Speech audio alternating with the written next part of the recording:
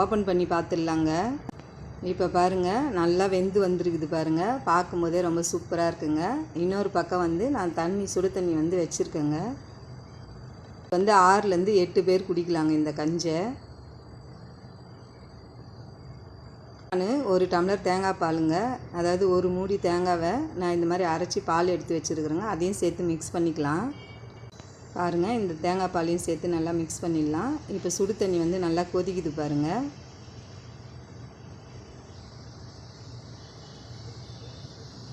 இந்த தண்ணியை எடுத்து அந்த கஞ்சி கூட சேர்த்துக்கலாங்க. நம்ம தண்ணி சேர்த்து நல்லா மிக்ஸ் பண்ணி எடுத்துடலாங்க. பாருங்கள், நோம்பு கஞ்சி ரெடி ஆயிடுச்சு. எவ்வளோ சூப்பராக வந்துருக்குது பாருங்கள்.